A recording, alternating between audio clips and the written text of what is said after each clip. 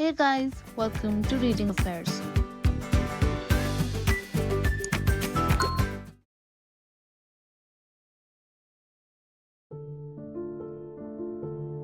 Pride and Prejudice. Jane Austen, Chapter 1.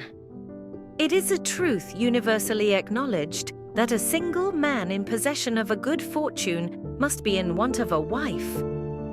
However little known the feelings or views of such a man may be on his first entering a neighborhood, this truth is so well fixed in the minds of the surrounding families that he is considered the rightful property of someone or other of their daughters. "My dear Mr. Bennet," said his lady to him one day, "have you heard that Netherfield Park is let at last?" Mr. Bennet replied that he had not. "But it is," returned she, "for Mrs. Long has just been here, and she told me all about it." Mr. Bennet made no answer. "Do you not want to know who has taken it?" cried his wife impatiently. "You want to tell me, and I have no objection to hearing it." This was invitation enough.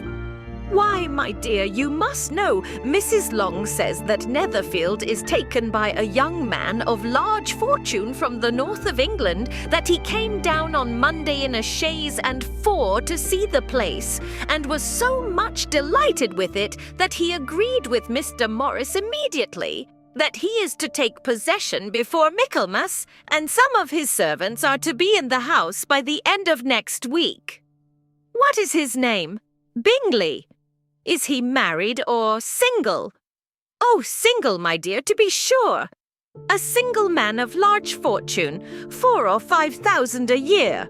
What a fine thing for our girls! How so? How can it affect them?" "My dear Mr. Bennet," replied his wife, "how can you be so tiresome? You must know that I am thinking of his marrying one of them. Is that his design in settling here?" "Design! Nonsense! How can you talk so? But it is very likely that he may fall in love with one of them, and therefore you must visit him as soon as he comes." "I see no occasion for that you and the girls may go, or you may send them by themselves, which perhaps will be still better. For as you are as handsome as any of them, Mr. Bingley may like you the best of the party." "My dear, you flatter me. I certainly have had my share of beauty, but I do not pretend to be anything extraordinary now. When a woman has 5 grown-up daughters, she ought to give over thinking of her own beauty. In such cases, a woman has not often much beauty to think of.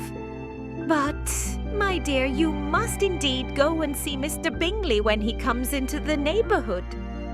"It is more than I engage for, I assure you." "But consider your daughters. Only think what an establishment it would be for one of them. Sir William and Lady Lucas are determined to go merely on that account, for in general, you know, they visit no newcomers. Indeed, you must go, for it will be impossible for us to visit him if you do not." "You are over-scrupulous, surely. I dare say Mr. Bingley will be very glad to see you, and I will send a few lines by you to assure him of my hearty consent to his marrying whichever he chooses of the girls, though I must throw in a good word for my little Lizzie." "I desire you will do no such thing. Lizzie is not a bit better than the others, and I am sure she is not half so handsome as Jane, nor half so good-humoured as Lydia, but you are always giving her the preference." "They have none of them much to recommend them," replied he. "They are all silly and ignorant like other girls, but Lizzie has something more of quickness than her sisters." "Mr. Bennet, how can you abuse your own children in such a way? You take delight in vexing me. You have no compassion for my poor nerves. You mistake me, my dear. I have a high respect for your nerves. They are my old friends. I have heard you mention them with consideration these last 20 years at least. Ah, you do not know what I suffer. but I hope you will get over it and live to see many young men of 4,000 a year come into the neighbourhood.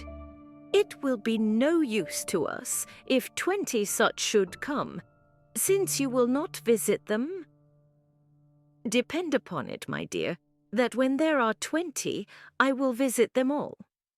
Mr. Bennet was so odd a mixture of quick parts, sarcastic humour, reserve and caprice, that the experience of 23 years had been insufficient to make his wife understand his character.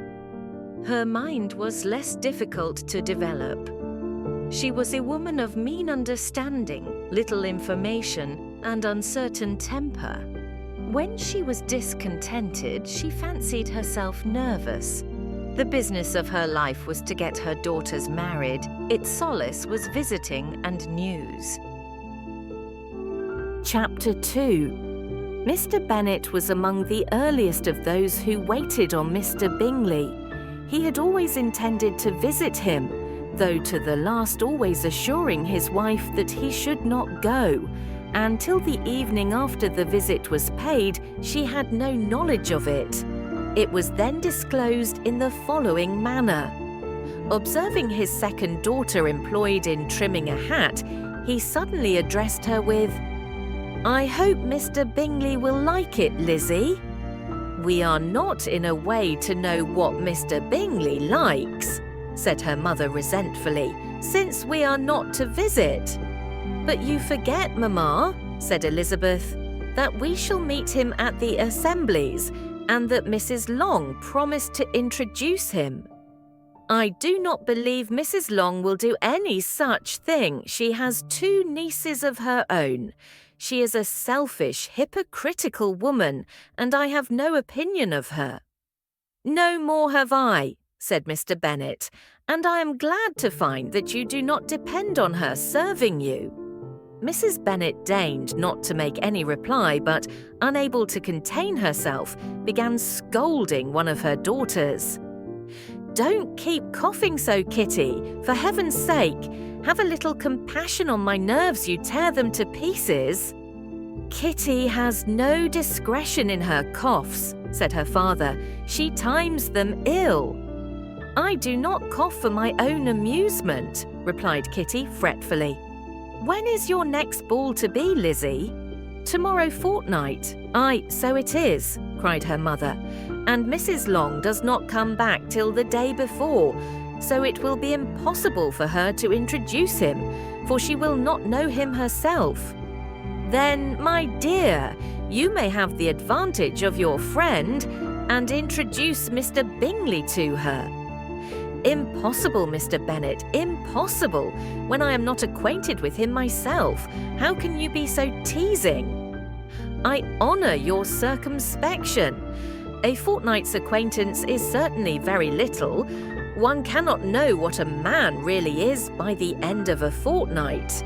But if we do not venture, somebody else will, and after all, Mrs. Long and her daughters must stand their chance, and therefore, as she will think it an act of kindness, if you decline the office, I will take it on myself."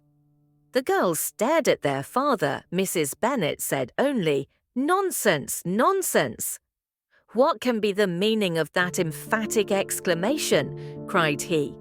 "Do you consider the forms of introduction and the stress that is laid on them as nonsense? I cannot quite agree with you there. What say you, Mary? For you are a young lady of deep reflection, I know, and read great books and make extracts." Mary wished to say something sensible, but knew not how. "While Mary is adjusting her ideas," he continued, "let us return to Mr. Bingley." "I am sick of Mr. Bingley," cried his wife. "I am sorry to hear that, but why did not you tell me that before? If I had known as much this morning, I certainly would not have called on him. It is very unlucky, but as I have actually paid the visit, we cannot escape the acquaintance now." The astonishment of the ladies was just what he wished. That of Mrs. Bennet perhaps surpassing the rest. though when the first tumult of joy was over, she began to declare that it was what she had expected all the while. How good it was in you, my dear Mr. Bennet! But I knew I should persuade you at last. I was sure you loved your girls too well to neglect such an acquaintance. Well, how pleased I am! And it is such a good joke, too, that you should have gone this morning and never said a word about it till now.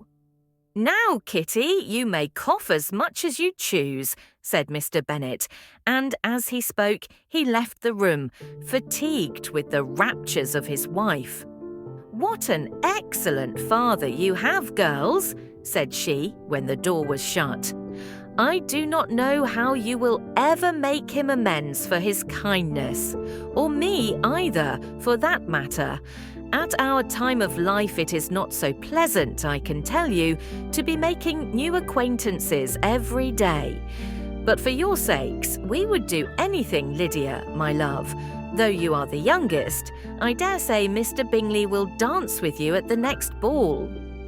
Oh, said Lydia stoutly, I am not afraid, for though I am the youngest, I'm the tallest. The rest of the evening was spent in conjecturing how soon he would return Mr. Bennet's visit, and determining when they should ask him to dinner.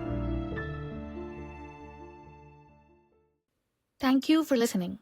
Join me in next part and don't forget to like, share and subscribe to Reading Affairs.